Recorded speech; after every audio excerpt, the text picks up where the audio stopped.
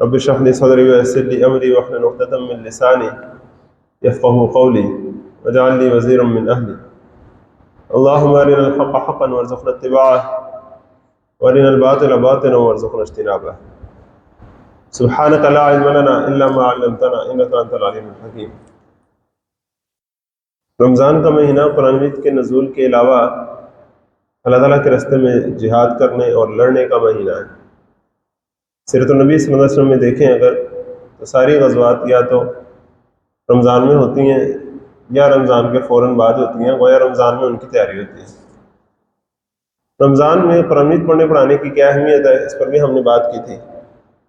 پھر قرآن مجید کا جو سب سے اہم اور بنیادی مقصد ہے عدل و انصاف کا قیام، ظلم کا خاتمہ، اس پر بھی پچھلی دفعہ ہم نے بات کی تھی۔ آج ہم تھوڑا سا ٹھنڈے دماغ سے سمجھنا چاہیں گے کہ قرآن مجید جہاد اور قتال کے بارے میں کیا کہتا ہے، کیونکہ جب بھی رمضان آتا ہے تو یہ باتیں آپ سنتے ہیں، اور جہاد اور قتال کی باتیں، اللہ تعالیٰ کے راستے میں جنگ لڑنے کی فضیلت، اس کی برکتیں، اللہ تعالیٰ کی طرف سے جو اس کا اجر ہے، وہ ساری باتیں ہوتی رہتی ہیں۔ خاص طور پر جو آج کل فلسطین کا جو معاملہ ہوا ہے، اس میں تو یہ چیز ایک کرنٹ ایشو بن چکا ہے، اور پورے امت مسلمہ کا ہر نوجوان جو ہے وہ بیتاب ہے، اور وہ غور و فکر کر رہا ہے کہ یہ کیوں سب کچھ ایسا ہو رہا ہے، اور ہم کیوں نہیں اللہ تعالیٰ کے راستے میں آگے آ رہے ہیں۔ تو قرآن مجید کہتا کیا ہے اللہ تعالیٰ کے راستے میں جنگ کرنے کے حوالے سے، اس کو تھوڑا سا آج جذباتی انداز کی بجائے قدر ذرا ٹھنڈے دماغ سے سمجھنے کی کوشش کرتے ہیں۔ میں کوشش کروں گا کہ آپ کے سامنے زیادہ اس طرح کی آیات لانے کی بجائے جس میں اللہ تعالیٰ کے راستے میں لڑنے کی فضیلت ہو، اللہ تعالیٰ کے راستے میں شہید ہو جانے کے اجر ہوں، اس کی بجائے زیادہ ذرا لیگیلٹی اس کی سمجھنے کی کوشش کرتے ہیں کہ وہ کیوں کی جاتی ہے، کس سے کی جاتی ہے، کون کرتا ہے، کیسے کرتا ہے، یہ سارے اہم سوال ہیں۔ اس کے لیے اگر قرآن مجید کے شروع سے جتنی بھی قتال کی آیات ہیں ان ساروں کا ایک پروفائل تیار کیا جائے تو تقریباً 10-12 خاص مقامات آپ کے سامنے آ جائیں گے، لیکن اس میں سب سے خاص مقام جو ہے وہ یہ آخری مقام ہے قرآن مجید کا، جو سورۃ الصف ہے۔ اس کے بعد پھر دوبارہ قتال کا حکم اس زمانے میں نہیں آتا اگر آپ ترتیب سے چل رہے ہوں۔ اور ابھی آپ جب رمضان میں قرآن مجید پڑھ رہے ہیں اور بہت سے جگہوں پر قرآن مجید سمجھانے کی نشستوں کا اہتمام بھی ہو رہا ہے، تو آپ خود غور کریں گے کہ سورۃ بقرہ میں بھی قتال کی بات آتی ہے، سورۃ نساء میں آتی ہے، سورۃ آل عمران میں آتی ہے، سورۃ مائدہ میں آتی ہے، ہر جگہ آتی ہے۔ مدنی قرآن مجید جو ہے وہ تو بھرا پڑا ہے اس حکم سے، لیکن سورۃ الصف جو ہے یہ آپ یہ سمجھیں کہ اس کی پیک ہے، لیکن بڑی چھوٹی سی آیت ہے۔ ان اللہ یحب الذین یقاتلون فی سبیلہ صفا کانہم بنیان مرصوص۔ وہ زیادہ ایکو ہو رہی ہے اس کی، صرف اس کی ایکو کم کریں ذرا۔ بڑی چھوٹی سی آیت ہے، اور یہ آیت اتنی جامع ہے کہ یہ قتال کی فضیلت اور اس کے ڈوز ڈونٹس سارے بڑی خوبصورتی سے اپنے اندر سمو لیتے ہیں۔ ذرا آپ غور کیجئے، بسم اللہ الرحمن الرحیم، سورج شروع ہوتی ہے اس طرح کہ سبح للہ ما فی السماوات و ما فی الارض، تسبیح کرتی ہے اللہ کی، تسبیح کی ہے اللہ کی جو کچھ ہے زمین میں، جو کچھ ہے آسمانوں میں، سب نے تسبیح تو سارے کر رہے ہیں۔ وَهُوَ الْعَزِيزُ الْحَكِيمُ، اور وہ ہے بھی العزیز الحکیم، اور انسان کو بھی تسبیح کرنی چاہیے۔ مکی قرآن کا ایک بنیادی حکم ہے کہ فَسَبِّحْ بِحَمْدِ رَبِّكَ، اپنے رب کی حمد کے ساتھ تسبیح کیجیے، یہ نبی صلی اللہ علیہ وسلم کو حکم ہے، ہمیں بھی تسبیح کرنی چاہیے۔ اور رمضان میں تو تسبیحات جو ہے وہ ویسے ہی ہمارا ایک معمول بن جانا چاہیے۔ اس سے آگے فرمایا کہ یا ایھا الذین آمنوا، ایمان والو، لما تقولون ما لا تفعلون، تم ایسی باتیں کہتے کیوں ہو جو کرتے نہیں ہو، تمہارے قول اور فعل میں تضاد کیوں ہے؟ کبر مقتا عند اللہ ان تقولوا ما لا تفعلون، اللہ تعالیٰ کے نزدیک تو بڑی غصہ دلانے والی بات ہے یہ کہ تم وہ باتیں کہو جو تم کرتے نہیں ہو۔ قول و فعل کا تضاد اللہ کو پسند نہیں ہے۔ ایک جو کھلے عام کفر کرنے والا کافر ہے، اس سے زیادہ غصہ اللہ تعالیٰ کو منافق پر آتا ہے کہ زبان سے کچھ کہتا ہے اور کردار اور دل اس کی گواہی نہیں دیتا۔ اور اس کے بعد اب یہ کہا جا رہا ہے کہ ان اللہ یحب الذین یقاتلون، یعنی کہ اللہ تعالیٰ کو غصہ کن پر آتا ہے؟ جو کہتے ہیں کرتے نہیں ہیں۔ اور اللہ تعالیٰ کو محبت کن لوگوں سے ہے؟ ان اللہ یحب الذین یقاتلون، یقین کرو کہ اللہ تعالیٰ تو محبوب رکھتا ہے، محبت کرتا ہے ان لوگوں سے جو لڑتے ہیں۔ دیکھیں قرآن مجید میں بہت سے مقامات پر آتا ہے کہ ان اللہ یحب المتقین، متطہرین، محسنین، توابین، مختلف خصوصیات آتی ہیں کہ اللہ تعالیٰ کن سے محبت کرتا ہے. لیکن اس میں سب سے جامع جو بات ہے وہ کیا ہے کہ قل ان کنتم تحبون اللہ فاتبعونی یحببکم اللہ. ان سے کہیے اگر تم واقعی اللہ تعالیٰ سے محبت کرتے ہو تو نبی صلی اللہ علیہ وسلم کی پیروی کرو، اللہ تعالیٰ تم سے محبت کرے گا. اب اگر کوئی نبی صلی اللہ علیہ وسلم کی پیروی کرے گا تو وہ تقویٰ بھی اختیار کرے گا، پاکیزگی بھی اختیار کرے گا، احسان کی روش بھی اختیار کرے گا، سب کچھ کرے گا نا. اور اس میں ٹاپ پہ جو چیز آ جائے گی وہ کیا ہوگا؟ وہ لڑے گا حق کی خاطر. حق و باطل کے مارکے میں وہ نیوٹرل رہ کر، اگنور کر کے بیٹھا نہیں رہے گا، بلکہ وہ میدان میں آ کر لڑے گا. تو ان اللہ یحب الذین یقاتلون، بے شک اللہ تعالیٰ کا تو محبوب ہے وہ بندے جو لڑتے ہیں. اب جتنی بھی فضیلتیں ہیں ان ساری فضیلتوں کو ایک پلڑے میں رکھ دیں آپ، اور اس ایک فضیلت کو اگر ایک پلڑے میں رکھ دینا کہ اللہ کے محبوب بن جائیں گے وہ، اس سے آگے کوئی چیز ہوگی؟ جب وہ اللہ کے محبوب بن جائیں گے تو پھر باقی ساری باتیں کہ جنت ملے گی، دنیا میں انہیں عروج ملے گا، سب کچھ ملے گا، وہ ساری باتیں تو اس کے اندر ہی شامل ہو جائیں گی کہ اللہ تعالیٰ کے محبوب بندے بن جائیں گے وہ. لیکن خامخواہ لڑنے والے، لڑائی جھگڑا کرنے والے، پھٹے ڈالنے والے، یہ ان لوگوں کے بارے میں بات نہیں ہو رہی. صرف لڑنے کی بات نہیں ہے یہاں، اس لڑنے کے ساتھ جو باتیں آ رہی ہیں 2-3 الفاظ میں، وہ ساری خصوصیات واضح کر دیتی ہیں اللہ تعالیٰ کے رستے میں قتال کی. پہلی بات کیا آتی ہے کہ فی سبیلہ، وہ اللہ تعالیٰ کے رستے میں لڑتے ہیں. اللہ تعالیٰ کے رستے میں لڑنا یہ بہت اونچا ایک مقام ہے. لیکن آپ غور کریں کہ اس کے حوالے سے 2-3 باتیں غور کریں. نمبر 1، ان کی نیت پاکیزہ ہوتی ہے، وہ صرف اللہ کی خاطر لڑتے ہیں، اپنے ذاتی مفاد کے لیے، اپنی ذاتی چودراہٹ کے لیے، اقتدار کے لیے نہیں، کیونکہ انما الاعمال بالنیات، اعمال کا دار و مدار تو نیتوں پر ہے. یہاں تک کہ اگر کسی نے جہاد کیا، قتال کیا اس نیت سے کہ اس کی بڑی نیک نامی ہو، مجھے فی سبیل اللہ نہیں ہے، بلکہ اگر وہ شہید بھی ہو جائے گا تو قیامت والے دن آپ کو پتہ ہے سب سے پہلے یہ مال نامہ کس کا کھول کے اس کا حساب پورا کیا جائے گا؟ جس نے شہادت پائی اور ساری دنیا اسے شہید سمجھتی تھی. اللہ تعالیٰ کہے گا باقی ساروں سے میں بعد میں بات کروں گا، پہلے انہوں نے کیا ہوتا. ایسا محسوس ہوتا ہے کہ قیامت کے دن کا انتظار ہوگا کہ آن دے قیامت میں نے پوچھنا، اور اس کو باہر نکال کر پھر پوچھا جائے گا کہ بتا بھائی تو سمجھتا ہے کہ تو نے اللہ کی خاطر جہاد کیا، اللہ کی خاطر شہادت پائی؟ نہیں، تو نے تو اپنے نفس کی خاطر، ریاکاری کی خاطر، اپنی چودراہٹ، اپنی نیک نامی کی خاطر تو نے سارا کچھ کیا، اور اسے اندھے منہ جہنم میں پھینک دیا جائے گا. تو پہلی چیز کیا ہے؟ نیتوں کی درستگی. اور انما الاعمال بالنیات، اللہ تعالیٰ ہماری نیتوں کو خالص فرمائے. سیکنڈ بات کیا ہے کہ یہ آیت مدنی قرآن کی ایک سورت صف کے اندر شامل ہے.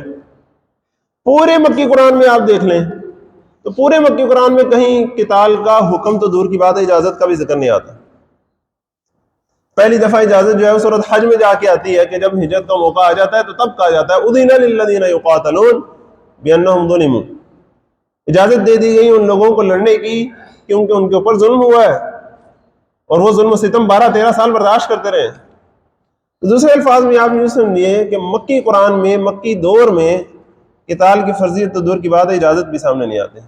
کیا مطلب بھلا اس بات کا؟ خدا کے کام دیکھو، بعد کیا ہے اور کیا پہلے. نظر آتا ہے مجھ کو بدر سے غار ہرا، پہلے غار ہرا ہے، پھر کوئی صفا ہے، پھر شب بنی ہاشم ہے، پھر وہ ساری ایک ترتیب کے بعد بات پہنچتی ہے آپ صلی اللہ علیہ وسلم کی سیرت میں جب ہم دیکھتے ہیں قتال فی سبیل اللہ تک. دوسرے الفاظ میں آپ یوں سمجھیے کہ جب مسلمان خود ایک ایسی جگہ پر ہیں جہاں وہ مجبور اور مظلوم اور مقہور ہے، ان کو آزادی نہیں ہے، نہ ان کے پاس کوئی آزاد خطہ ارضی ہے، اور نہ وہ خود آزاد ہے اور ان کی کوئی آزاد حکومت ہے کہ جو علی الاعلان کوئی کام کر سکے، تب تک اللہ تعالیٰ ان کو ایسے فرائض ان پر عائد نہیں کرتا کہ جو آزاد قوموں کا کام ہے. آپ اندازہ کریں کہ جب فرعون نے غلام بنا کر رکھا ہوا تھا بنی اسرائیل کو، تو کیا اللہ تعالیٰ نے جب موسیٰ علیہ السلام کو بھیجا تو انہوں نے بنی اسرائیلیوں سے کہا کہ تم اللہ تعالیٰ کے راستے میں جنگ کرو؟ فرعون سے کہا جو کہا. جب انہیں آزادی مل گئی اب انہوں نے پھر کہا بنی اسرائیل سے کہ تم اللہ تعالیٰ کے راستے میں جہاد کرو، اور وہ آپ سب جانتے ہیں کہ انہوں نے کیا کہا آگے سے کہ آپ جائیں، آپ کا رب جائیں، جا کر لڑیں، ہم تو یہیں بیٹھے. تو آزادی، آزاد خطہ ارضی، آزاد حکومت کا ہونا، یہ بنیادی چیزیں ہیں اس میں کہ قتال فی سبیل اللہ کی شرائط میں سے شرط ہے. پھر مزید دیکھیں مکے میں اور کیا چل رہا تھا. مکے میں دعوت چل رہی تھی قرآن مجید کی، تو دعوت کے ذریعے وہاں پورا ایک ایسا ماحول کریٹ کیا گیا کہ اہل حق ایک طرف ہو گئے، اہل باطل ایک طرف ہو گئے، اتمام حجت ہو گیا اہل باطل پر، اور اہل حق جو ہے ان کی تربیت فرمائی گئی، ان کو آپس میں ایک دوسرے کے ساتھ جوڑا گیا، بھائی چارہ ان کا ایسا قائم ہو گیا کہ ایک دوسرے کے لیے جان نچھاور کرنے والے ہو گئے. اب وہ اسلامی معاشرے کی ایک بنیاد جب انہوں نے جا کے مدینہ شریف میں ڈالی ہجرت کے بعد، تو پھر سورۃ بقرہ میں جو الفاظ آتے ہیں اس کے پس منظر کو سمجھیے. ہجرت کے بعد کیا ہوتا ہے؟ ایک آزاد خطہ ارضی مسلمانوں کو مل جاتا ہے. اللہ تعالیٰ نے آپ کو مجھے بھی آزادی دی کہ نہیں دی؟ آج سے پیچھے چلے جائیے تو پوری امت مسلمہ ڈائریکٹ غلام تھی انگریزوں کی. کئی فرانسیسی تھے، کئی اٹلی کے لوگ تھے، کئی برطانیہ کے لوگ تھے، پورا مسلم ورلڈ کولونائز ہوا تھا. یہ پچھلی صدی میں اگر آپ چلے جائیں، جب عثمانی جو سلطنت تھی، عثمانی جو خلافت تھی، اس کا خاتمہ ہوا، جب علامہ اقبال یہاں موجود تھے جو غلام قوم کے ایک آزاد منش انسان تھے. لیکن اس کے بعد کیا ہوا کہ اللہ تعالیٰ نے سارے جو دنیا سے مسلمان ہیں ان کو ایک طرح کی آزادی دے دی، انہیں ایک آزاد خطہ ارضی دیا، انہیں آزاد حکومت کرنے کا ایک آپشن دے دیا کہ اب تمہاری مرضی ہے، تم جس طرح چاہو حکومت کرو اور اپنی حکومت بناؤ، اپنے طریقے زندگی کے مطابق زندگی گزارو. یہ اب نیا دور آ گیا نا. اب مسلمان ممالک اس خطہ ارضی پر، اس پورے دنیا کے نقشے کے اوپر ابھر آئے. اب مسلمان ملک ہیں، اب انہیں ایک طرح کی آزادی ہے. تو مکی قرآن اور مدنی قرآن کا فرق سمجھیے. مدنی قرآن میں جب آپ صلی اللہ علیہ وسلم آتے ہیں تو ہجرت مدینہ کے بعد کیا ہوتا ہے کہ آپ صلی اللہ علیہ وسلم وہاں مسجد نبوی تعمیر فرماتے ہیں، مسلمانوں کو آپس میں بھائی بھائی بھی بناتے ہیں. یہود کے ساتھ معاہدہ کرنے سے پہلے انصار اور مہاجرین کا آپس میں معاہدہ کرواتے ہیں کہ اب تم آپس میں ایک دوسرے کے بھائی بھائی ہو، اور ایک معاشرے کی، ایک ریاست کی بنیاد رکھتے ہیں، وہاں ایک حکومت کی بنیاد رکھتے ہیں. اور اس کے بعد پھر میثاق مدینہ کے نتیجے میں کیا ہوتا ہے کہ یہود سے بھی معاہدہ کر لیتے ہیں، اور یہودیوں کے علاوہ دوسرے جو ارد گرد مشرک قبائل ہیں ان کی طرف بھی معاہدے کرنے کے لیے ہاتھ بڑھاتے ہیں. یہ سارا معاملہ چل رہا ہے سیاسی سطح پر، معاشرتی سطح پر.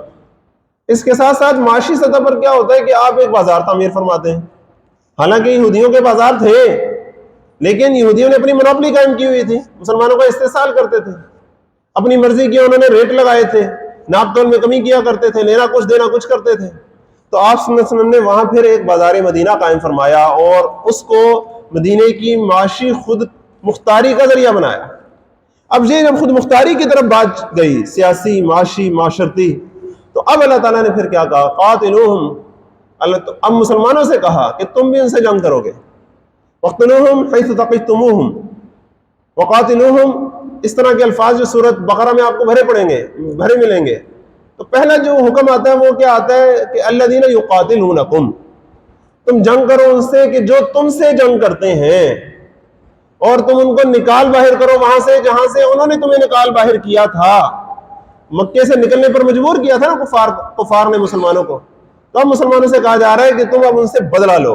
انہیں 13 سال صبر کیا، ہاتھ باندھ کے رکھے، اب تم اس قابل ہو گئے ہو کہ تم بدلہ لو گے ان سے اور اپنے حقوق کے مطابق زندگی گزارنے کا آغاز کرو گے. کیونکہ تمہیں مکے میں حق حاصل تھا کہ تم اپنے عقیدے کے مطابق زندگی گزارو. تم نے کسی کے بتوں کو گالی تک نہیں دی تھی. ان کا حق نہیں بنتا تھا کہ تمہیں عقیدے کے مطابق زندگی نہ گزارنے دی جائے، تمہیں نماز نہ پڑھنے دی جائے. جب ان کو حق حاصل تھا اپنے اپنے بت کو پوجے، تو تمہیں حق حاصل کیوں نہیں تھا کہ تمہیں ایک اللہ کی عبادت کرو؟ تم نے ان کے بت تو نہیں توڑے تھے؟ کیا مسلمانوں نے ان کے بت توڑے تھے مکے میں؟ تو پھر کیا مسلمانوں نے جرم کیا تھا کہ انہیں نماز نہیں پڑھنے دی جاتی تھی؟ بالخصوص آپ صلی اللہ علیہ وسلم کو نماز نہیں پڑھنے دی جاتی تھی. جو کوئی کلمہ پڑھ لیتا تھا اسلام کا اظہار نہیں کرنے دیا جاتا تھا. یہ کیوں ظلم تھا؟ پھر مدینے میں آنے کے بعد پھر کفار نے دھمکیوں کا سلسلہ جاری رکھا اور دھمکی امیز خطوط بھی لکھے اور جنگ کا ایک لحاظ سے آغاز کر ہی دیا اور مسلمانوں کو مسجد حرام میں واپس آنے سے روک دیا کہ اب آج کے بعد تم مسجد حرام میں نہیں آ سکتے. یہ کس بنا پر انہوں نے ایسا کیا؟ کیا مسلمانوں کا یہ حق نہیں تھا عرب کے ہر شہری کی طرح کہ وہ بھی مسجد حرام میں جب چاہیں جائیں اور ایک اللہ کی عبادت کریں جس طرح سارے اپنے اپنے بتوں کو پوچھتے ہیں؟ لیکن جب یہ حقوق سلب کیے گئے تو قرآن مجید نے کہہ دیا کہ اب تم بھی ان سے جنگ کرو جو تم سے جنگ کرتے ہیں، تم ان کو وہاں سے نکال باہر کرو جو تمہیں نکال باہر کرتے ہیں. اور اس کو اللہ تعالیٰ نے فی سبیل اللہ کہا، وقاتلوا فی سبیل اللہ الذین یقاتلونکم، لڑو اللہ کی راہ میں ان سے جو تم سے لڑتے ہیں. تو پہلی بات کیا آ گئی کہ اپنے حقوق کی خاطر اپنی آزادی کی خاطر لڑنا یہ سبیل ہی ہے. یہاں جو آیا نا یقاتلون فی سبیل ہی، اس کی ڈیفینیشن نمبر 1 کیا آ گئی؟ جب مسلمانوں پر ظلم و ستم ہو رہا ہو، ان کے حقوق دبائے جا رہے ہوں، تو وہ اپنے حقوق کی خاطر، اپنی آزادی کی خاطر لڑیں گے. اب آج اگر آپ فلسطین میں دیکھیں تو کیا یہ شرط پوری ہوتی ہے کہ نہیں ہوتی؟ یہ ساری جو شرائط قرآن میں آئیں گی نا، آپ نے غور کرنا ہے کہ فلسطین کے معاملے میں ہمیں کرنا کیا چاہیے. سمجھ تو آئے نا بات؟ جو شیریں تقریریں یا صرف واضح و نصیحت سے تو ہمارا جذبہ تو بیدار ہو سکتا ہے، لیکن شعور تو اس لیول پہ نہیں آ سکتا. تو پہلی بات تو یہ ہو گئی. دوسری بات کیا ہے؟ سورہ النساء پر آ جائیے. فرمایا وَمَا لَكُمْ لَا تُقَاتِلُونَ فِي سَبِيلِ اللَّهِ، وہ مسلمانوں تمہیں کیا ہو گیا، تم اللہ کے راستے میں لڑتے کیوں نہیں ہو؟ وَالْمُسْتَضْعَفِينَ مِنَ الرِّجَالِ وَالنِّسَاءِ وَالْوِلْدَانِ الَّذِينَ يَقُولُونَ رَبَّنَا أَخْرِجْنَا مِنْ هَٰذِهِ الْقَرْيَةِ الظَّالِمِ أَهْلُهَا، مسلمانوں تمہیں کیا ہو گیا، تم اللہ کے راستے میں لڑتے نہیں ہو، جبکہ کمزور مرد، عورتیں، بچے پکار رہے ہیں کہ ربا ہمیں اس بستی سے نکال دے جہاں کے رہنے والے ظالم ہیں، اور ہمیں اپنی جناب خاص سے کوئی مدد عطا فرما. اب ایک بستی والے وہ پکار، یہاں یہ ذکر نہیں کیا گیا کہ وہ مسلمان ہے کہ نہیں، آپ اندازہ کریں، یہ بھی ذکر نہیں کیا گیا. حالانکہ کہیں بھی دنیا میں ظلم ہو رہا ہو، ظلم کے خاتمے کی ذمہ داری کس کی ہے؟ مسلمانوں کی ہے، کیونکہ مسلمان اللہ تعالیٰ کے خلیفہ ہیں. عدل و انصاف کا قیام ان کی ذمہ داری ہے. لیکن افسوس کے ساتھ کہنا پڑتا ہے کہ اگر سچویشن یہ ہو، حالات یہ ہو کہ جن پر ظلم و ستم ہو رہا ہے وہ کوئی غیر نہیں، اپنے بھائی ہیں. انما المؤمنون اخوہ کی کیفیت ہے، تو تمہارے اپنے بھائی، تمہارے جسم کا ایک حصہ، تمہاری اس عمارت ہی کا ایک جز جس کو تم نے سپورٹ کرنا تھا، تم اگر اس کو سپورٹ نہیں کرو گے تو کون کرے گا؟ وہ تمہیں کیا ہو گیا؟ تمہیں آوازیں سنائی نہیں دیتی ان کی، تمہیں ان کی چیخ و پکار سنائی نہیں دیتی، ان کی موت ہوتے اور ان کے اوپر ظلم و ستم ہوتے نظر نہیں آتا تمہیں؟ اور تم سو کیسے جاتے ہو رات کو؟ تمہارا سکون کیوں نہیں برباد ہوتا؟ وَمَا لَكُمْ لَا تُقَاتِلُونَ فِي سَبِيلِ اللَّهِ وَالْمُسْتَضْعَفِينَ مِنَ الرِّجَالِ وَالنِّسَاءِ وَالْوِلْدَانِ. تو دوسری بات کیا آ گئی کہ صرف اپنے اوپر ہونے والا ظلم نہیں، صرف اپنے حقوق نہیں، بلکہ اس سے آگے بڑھ کر دوسروں کے اوپر ہونے والے ظلم کے خلاف، دوسروں کے حقوق کی خاطر، دوسروں کی آزادی کی خاطر، دوسروں کے اوپر جو جبر اور ظلم اور قہر برپا ہو رہا ہو اس کے خلاف کھڑا ہونا بھی اللہ تعالیٰ کے راستے میں جہاد کرنا. تو یہ قتال فی سبیل اللہ کی دو باتیں آ گئی، اپنے اوپر ظلم کے خلاف، دوسروں کے اوپر ظلم کے خلاف. اور اگر وہ دوسرے بھی اپنے ہی ہوں تو پھر تو بات ڈبل ہو جاتی ہے. اور اس سے آگے چلیں، قرآن مجید کیا فرماتا ہے؟ وَقَاتِلُوهُمْ حَتَّى لَا تَكُونَ فِتْنَةٌ وَيَكُونَ الدِّينُ كُلُّهُ لِلَّهِ، ان سے لڑتے رہو یہاں تک کہ کوئی فتنہ باقی نہ رہے. اب فتنہ قرآن مجید میں کس کو کہا جاتا ہے؟ فتنہ دو معنی میں آتا ہے. ایک جو اللہ تعالیٰ کی طرف سے آتی ہے آزمائش، مال اور اولاد بھی اللہ تعالیٰ کی طرف سے آزمائش ہے، اور اللہ تعالیٰ کسی کو دے کے آزماتا ہے، کسی سے لے کے آزماتا ہے، یہ سب اللہ تعالیٰ کی آزمائش ہے.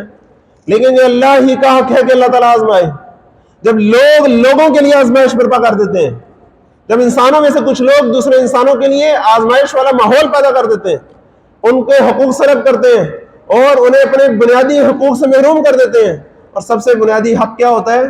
آپ سوچیں گے جینے کا حق. جینے کے حق سے بھی زیادہ بڑا حق یہ ہوتا ہے کہ انسان کو اس کے اپنے عقیدے کے مطابق زندگی گزارنے کا حق ہو. کیونکہ عقیدہ ہوتا کیا ہے؟ عقیدہ ایسے نظریات اور افکار ہوتے ہیں جس کی خاطر انسان اپنی جان تک دے سکتا ہے. اگر ایک مسلمان سے پوچھا جائے کہ تمہیں تمہاری جان زیادہ عزیز ہے یا تمہارا عقیدہ زیادہ عزیز ہے، تو بتائیں وہ کیا کہے گا؟ اس کا عقیدہ ہی زیادہ عزیز ہے. تو جب اس کو اس کے عقیدے کے مطابق، اس کے نظریے اور اس کے افکار کے مطابق زندگی گزارنے کا حق حاصل نہ ہو تو یہ پھر فتنہ ہوتا ہے. اب بتائیے فلسطین کے مسلمانوں کو حق حاصل نہیں ہے جینے کا؟ جب اسرائیل کو وہاں لا کر آباد کیا گیا اور ایک ڈھکوسلہ رچایا گیا کہ بھئی ایک ایسی قوم کے لیے ہم نے ایک زمین چنی ہے جس زمین کی کوئی قوم نہیں ہے اور اس قوم کے پاس کوئی زمین نہیں ہے، تو چلو اس بیچاری سی قوم کو ہم یہ بالکل لاوارث زمین ہے یہ ہم دے دیتے ہیں. کیا اس زمین پر پہلے سے قوم آباد نہیں تھی؟ کیا فلسطینی وہاں پہلے سے آباد نہیں تھے؟ تو یہ کیسے کہہ دیا گیا ان سارے بدماشوں نے کھڑے ہو کر، جو ویسے انسانی حقوق کا نام لیتے ہیں، ویسے یونائٹڈ نیشنز کا چارٹر ہے، سب کچھ ہے، لیکن ادھر کیا کہا گیا کہ a land without a nation for a nation without a land. کیسے بھائی؟ کیا ان کی اپنی قوم نہیں تھی اس علاقے کی؟ لیکن اس قوم کو زبردستی وہاں لا کر تھوپ دیا گیا ان کے اوپر، اور پھر انہوں نے جس طرح جبری اپنی آباد کاری کی ہے، مسلمانوں کی نسل کشی کی ہے، یہ پورا سلسلہ ہے اس صدی کا جو ہمارے سامنے گزرتا آ رہا ہے. اور اب حالات یہ ہو گئے کہ پوری طرح نسل کشی چاہتے ہیں. وہ صفایا چاہتے ہیں وہاں بچوں عورتوں بوڑھوں سب کا کہ ان کا نام و نشان ہی ختم ہو جائے یہاں سے، لیکن وہ اللہ کے بندے وہاں ڈٹے ہیں اور اللہ کو پکار رہے ہیں. اور کیسی کیسی باتیں آ رہی ہیں کہ وہ کہہ رہی ہیں ہم اللہ تعالیٰ کے پاس جا کے شکایت کریں گے کہ مسلمان سارے موجود تھے، دیکھ رہے تھے ہمارے ساتھ کیا ہو رہا ہے، تو مسلمانوں تمہیں کیا ہو گیا، تم لڑتے کیوں نہیں ہو اور اس فتنے کا خاتمہ کیوں نہیں کرتے، امن و امان اور سلامتی پیدا کیوں نہیں کرتے. تم تو کسی کو زبردستی مسلمان نہیں کرتے، لا اکراہ فی الدین، تو کوئی دوسرا تمہیں زبردستی اسلام سے پھیر کیسے دے، اتنی تو جرت پیدا کرو، وہ اتنی تو غیرت ہو تمہارے اندر. تو فتنے کا خاتمہ بھی اللہ کے دین کی خاطر اللہ کے رستے میں جہاد کرنے میں شامل ہے. تو یہ تو 3 بنیادی مقاصد آپ کے سامنے آ گئے. ظلم کا خاتمہ چاہے اپنے اوپر ہو، چاہے دوسروں کے اوپر ہو، چاہے اپنوں کے اوپر ہو. اللہ تعالیٰ ہمیں اس کی توفیق نصیب فرمائے. اس سے اگلی بات کیا ہے کہ سبیلی صفن، یہ صف کا لفظ بڑا خوبصورت ہے. پوری صورت کا نام ہی اللہ تعالیٰ نے صف رکھا ہے. کیسے جنگ کرنی ہے؟ کیا ہر بندہ علیحدہ علیحدہ شروع ہو جائے گا، جس کا جدھر منہ ہوگا وہ چل پڑے گا، ایک ہجوم کی طرح معاملہ شروع ہو جائیں گے؟ نہیں. اللہ تعالیٰ تو تمہیں دن میں 5 دفعہ ایک نماز پڑھنے کے لیے بھی صف میں ترتیب دلواتا ہے. تو کجا یہ کہ غیروں سے اور ظالموں سے جب لڑنا ہو، جب اسلام کی خاطر تم نے میدان میں آنا تو بغیر صف بندی کے ہو جائے گا. یہاں صف بندی صرف وہ صف بندی نہیں ہے جو یہاں ہوتی ہے سادی سادی بس صفیں باندھ لو پھر جو مرضی کرتے رہو. نہیں، جب ہم نماز میں صف باندھتے ہیں تو کیا ہوتا ہے؟ ایک امام ہوتا ہے، اس کی سرکردگی میں سارے صف باندھتے ہیں، اور پھر اس امام کو پورا اختیار دے دیا جاتا ہے کہ آپ کہیں گے اللہ اکبر تو ہم جھک جائیں گے، چاہے ہماری اپنی قرات بھی ختم ہوئی نہ ہوئی ہو. آپ کہیں گے اللہ اکبر تو ہم اٹھ جائیں گے، چاہے ابھی ہم نے سبحان ربی الاعلیٰ اپنا جتنا ہمارا دل کر رہا تھا وہ پورا پڑھا ہے کہ نہیں پڑھا، ہم آپ کی بات پر فوراً آگے چلیں گے. اس کو پورا اختیار دے دیا جاتا ہے. یہ تھی وہ بات جو مدینے میں آ کر حاصل ہوئی تھی کہ ایک آزاد حکمران نصیب ہو گئے تھے مسلمانوں کو، اور وہ کون تھے؟ نبی اکرم صلی اللہ علیہ وسلم تھے. اب جتنے بھی یہ فقاتلو کے احکامات آتے ہیں مسلمانوں کے لیے کہ لڑو لڑو لڑو، جمع کے صیغے میں آتے ہیں، مل جل کر لڑنے کی بات آتی ہے. یہاں تک کہ یقاتلونہم کافۃ کما یقاتلونکم کافہ وقاتلوا المشرکین کافۃ کما یقاتلونکم کافہ. ان مشرکوں سے ایسے لڑو مل جل کر جیسے وہ تمہارے ساتھ مل جل کے لڑتے ہیں، اکیلے اکیلے نہیں، مل جل کے لڑو. اب اندازہ کریں پوری امت مسلمہ جب وہ اکیلی اکیلی تنہا ہو، آپس میں ایک دوسرے سے لڑ رہی ہو، ایران کے ساتھ علیحدہ مسائل، افغانستان کے ساتھ علیحدہ مسائل، باقی سارے مسلمان ملک ہیں ان کے اپنے مسائل ہیں، عربوں اور ایرانیوں کے اپنے مسائل ہیں، اپنے ان کے صلح صفائی کرانے کے لیے چائنا کو آنا پڑتا ہے. یہ حالات ہو تو پھر تو مار پڑے گی نا، پھر رونے سے تو کچھ نہیں ہوگا، پہلے یہ معاملہ درست کرنا پڑے گا، مسلمانوں کے آپس میں صلح کرانی پڑے گی. اور اس کا طریقہ بھی اللہ تعالیٰ نے سورۃ حجرات میں بتا دیا. وَإِن طَائِفَتَانِ مِنَ الْمُؤْمِنِينَ اقْتَتَلُوا، اگر مومنوں میں سے 2 گروہ آپس میں لڑ پڑے تو تم کیا کرو؟ تو پھر تم ان کے درمیان صلح کراؤ. فَأَصْلِحُوا بَيْنَهُمَا، اور فَإِن بَغَتْ إِحْدَاهُمَا عَلَى الْأُخْرَى، پھر ان دونوں میں سے اگر ایک دوسرے پر زیادتی کر رہا ہو تو فَقَاتِلُوا الَّتِي تَبْغِي، تو جو زیادتی کر رہا ہے اس کے خلاف لڑو، پہلے اسے بندے کا پتر بناؤ کہ انسان بن، ہم امت مسلمہ ہیں، ہم سب بھائی ہیں، غیر جو ہے وہ ہم پر حملہ آور ہیں، ہم ایک خاندان کے افراد ہیں، ایک اسلام کے ماننے والے ہیں، ہم آپس میں ایک دوسرے کو لڑتا مرتا نہیں دیکھ سکتے، اپنی کمزوری ہمیں گوارا نہیں ہے. سیدھی طرح تمہیں ہمارے ساتھ مل کر رہنا ہے اور عدل و انصاف کے تقاضوں کے مطابق تمہیں اخوت، مساوات اور حریت کے نمونہ بن کر رہنا ہے سارے مسلمان بھائیوں کے ساتھ. اسے اس کہنے میں لے کر آیا جائے، لیکن اس کے لیے کیا ہوگا؟ کوئی تو ہو نا جو صالح ہو، اور کوئی مسلمان ملک تو ہو نا، اور قربان جائیے اس ملک پر جو بنا ہی اسلام کے نام پر ہو، جس کے بنانے والے بانی پاکستان وہ اپنی تقریروں اور تحریروں میں فلسطین کی عوام کی حمایت کی باتیں کرتے ہوں، جو اسرائیل کو تسلیم نہ کرنے کی باتیں کرتے ہوں، اور وہ باتیں کریں کہ جو آج بھی کوئی کرے تو کام جائے، ایسی باتیں کا اجازت نہیں کی ہوں. تو اس ملک کا تو پھر بنتا ہے نا کہ وہ ساروں کو صلح صفائی کروانے کے لیے ان کو ایک پیج پر بٹھانے والا بنے. وجہ یہ کہ چائنا آ کے صلح صفائی کرا رہا ہو دوسروں کی بیماری بھی، تو پھر اس کا مطلب ہے ہم تو پھر امت مسلمہ کی امامت کی جو حیثیت ہے اس سے تو پھر معزول کر دیے گئے نا، پھر تو امت مسلمہ کا کوئی بڑا رہا ہی نہیں، اب تو غیر ہی ان کو آگے صلح صفائی کرانے پر رہ گئے. اور اگر کوئی ملک بھی ایسا نہ ہو تو اس کے رہنے والے لوگ کیا کریں؟ اب یہ ایک اہم سوال ہے. تو اس کے رہنے والے لوگوں کو جو اصول بتایا گیا ہے اس کی تفصیل میں جائے بغیر کرسٹل کلیئر اس بات کو سمجھ لیں. کوئی بھی حکومت ہوتی ہے تو اس پر ایک بیرونی پریشر ہوتا ہے، ایک اندرونی پریشر ہوتا ہے. ٹھیک ہے، بیرونی پریشر ہوتا ہے، ڈکٹیشن آتی ہے، ایسے کرو، دھمکیاں میں خطوط بھی آتے ہیں، سب کچھ آتا ہے. اور ایک اندرونی پریشر ہوتا ہے عوام الناس کا، اس کی اپنی عوام کا، جس کے سامنے وہ جواب دہ ہوتے ہیں. تو پھر عوام الناس کا یہ فرض بنتا ہے کہ وہ اپنے حکمرانوں کو پرامن طریقے سے، بالکل پرامن طریقے سے انہیں سمجھائے، آئینی طریقے سے، کیونکہ اسلامی جو ممالک ہیں وہ دو طرح کے ہیں. ایک ہے جہاں بادشاہت قائم ہے، جس طرح عرب کے ہاں ہے، وہاں تو عوام الناس بیچاری کے پاس کوئی آپشن ہی نہیں ہے نا، کیا کرے گی؟ نام لے گی تو ایسے ہی غائب ہو جائے گی کہ نظر ہی نہیں آئے گی کدھر گئی.